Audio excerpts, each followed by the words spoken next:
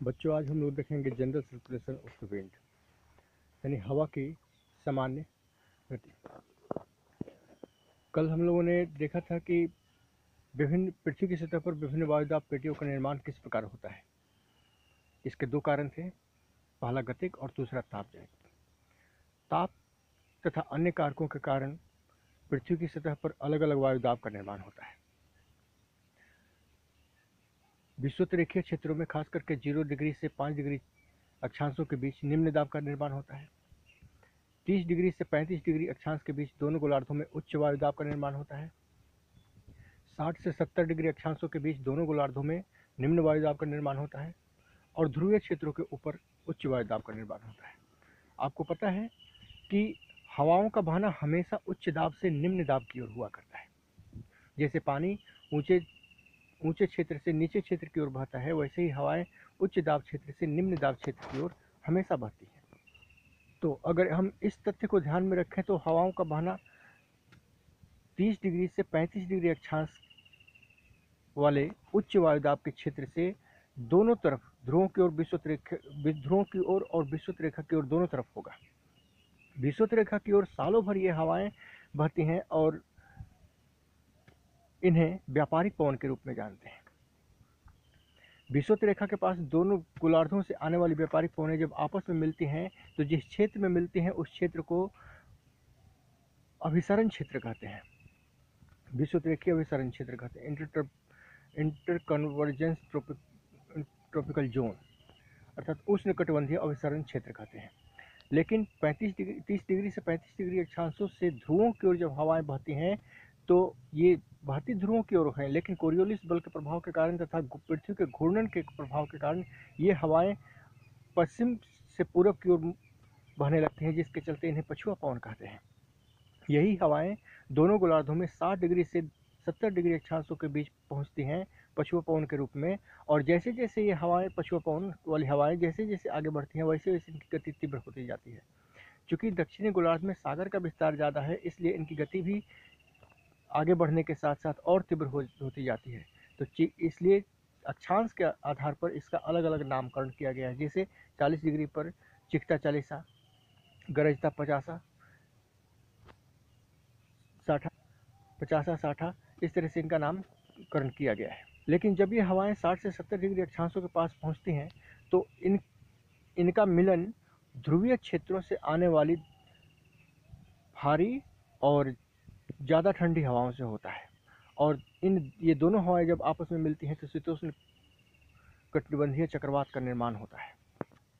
तो ये था सामान्य circulation, general circulation of the wind. लेकिन इस पर कुछ और कारकों का प्रभाव पड़ता है जिसके चलते इनकी दिशा बदलती जाती है। जैसे सबसे पहला कारक है पृथ्वी का घूर्णन बल।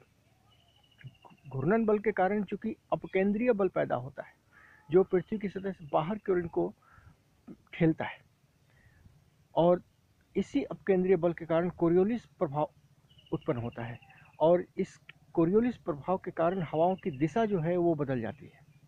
ये अपने लक्षित दिशा पर नहीं पहुंच पाती हैं और आगे की ओर प्रवाह में अपनी दाहिनी ओर मुड़ जाती हैं। इस नियम को हम फेरेल नियम या वाइस-बोलेट नियम या हेडली नियम से समझ सकते हैं। फेरेल नियम के अनुसार उत्तरी गोलार्ध में जाने वाली हवाएं अपनी दाहिनी ओर मुड़ जाती हैं और दक्षिणी गोलार्ध में आगे की ओर बढ़ने वाली हवाएं अपने बाईं ओर मुड़ जाती हैं। ऐसा विषुवत रेखा पर घूर्णन की गति तेज और ध्रुवों पर धीमा होने के कारण होता है। इसी प्रकार जब वायुदाब उच्च प्रवणता बल और विक्षेपक बल में संतुलन स्थापित हो जाता है तब पवन का प्रवाह समदाब रेखाओं के समानांतर हो जाता है। इस प्रकार समदाब रेखाओं के समानांतर गतिशील वायु को भूविक्षेपी पवन या जियोस्ट्रोफिक विंड कहते हैं। भूविक्षेपी पवन अपने आदर्श रूप में वायुमंडल के ऊपरी हिस्सों में ही पाया जाता है, क्योंकि धरातल के ऊपर घर्षण का प्रभाव होने के कारण इसकी दिशा या बल बदल जाता है। इस प्रकार हम देखें तो इन कारकों के प्रभाव के कारण धरातल के ऊपर 3 तरह की हवाएं पाई जाती हैं। एक तो प्रचलित हवाएं जो सालों भर एक ही दिशा में चलती हैं, दूसरा सामयिक हवाएं जो समय के अनुसार अपनी दिशा बदलती है जैसे मानसूनी हवाएं, और तीसरा है स्थानीय हवाएं जो स्थानीय स्तर पर ताप और दाब के प्रभाव के कारण उत्पन्न होती है। प्रचलित हवाएं जो सालों भर एक ही दिशा में बहती हैं 4 प्रकार की हैं। पहला है विषुवत-रेखीय पछुआ पवन, जो 0 डिग्री अक्षांश से 5 डिग्री अक्षांश के बीच निम्न वायुदाब क्षेत्र में होती है और बहुत धीमी गति से पश्चिम से पूर्व की ओर बहती है फ्लोन के अनुसार। दूसरा है वाणिज्यिक पवन, जो जिसे ट्रेड विंड कहते हैं। यह 30 डिग्री से 35 डिग्री 30 डिग्री अक्षांश से विषुवत रेखा की ओर दोनों गोलार्धों में सालों भर बहती है। इसे व्यापारिक पवन कहते हैं। तीसरा है पछुआ पवन, जो 30 से 35 डिग्री से यानी 35 डिग्री से 60 डिग्री अक्षांश के बीच दोनों गोलार्धों में सालों भर पछुआ हवा के रूप में बहती है। यह हवा जैसे जैसे आगे बढ़ती जाती है वैसे वैसे इसकी गति बढ़ती जाती है। और चौथी हवा है ध्रुवीय पवन, जो ध्रुवीय क्षेत्रों से 70 डिग्री अक्षांश के बीच सालों भर बहती है। दूसरा प्रकार था टेम्पररी विंड या समसामयिक पवन। यह एक निश्चित समय पर ही बहती है, जैसे मानसूनी हवाएं। दूसरा है स्थलीय समीर और सागरीय समीर। मानसूनी हवाएं साल में 6 महीने जिस दिशा में बहती हैं, ठीक अगले 6 महीने उसके विपरीत दिशा में बहती है। मानसूनी हवाओं का सीधा संबंध सूर्य के उत्तरायण होने और दक्षिणायन होने से होता है, क्योंकि सूर्य के उत्तरायण होने पर निम्न वायुदाब पेटी का उत्तर की ओर विस्थापन हो जाता है और दक्षिणायन होने पर दक्षिण की ओर विस्थापन हो जाता है। लेकिन चूंकि धरातल पर विषुवत रेखा से दक्षिण का क्षेत्र जो है सागरीय विस्तार का क्षेत्र है और उत्तर का क्षेत्र जो है वो स्थलीय विस्तार का क्षेत्र है, इसलिए निम्न वायुदाब पेटियों का विस्थापन उत्तर की ओर जब होता है तो यह ज़्यादा स्पष्ट रूप में हमें दिखती है और इसका प्रभाव मानसूनी हवाओं के रूप में दिखता है, क्योंकि ये निम्न वायुदाब पेटियाँ स्थलों के ऊपर स्थापित होने के बाद अपने चारों तरफ से अर्थात उच्च वायुदाब क्षेत्र से हवाओं को आकर्षित करती हैं। यही हवाएं जब इस क्षेत्र में पहुंचती हैं तो समुद्र क्षेत्र से गुजरने के कारण आर्द्रता से भरी होती हैं और काफ़ी वर्षा करती हैं।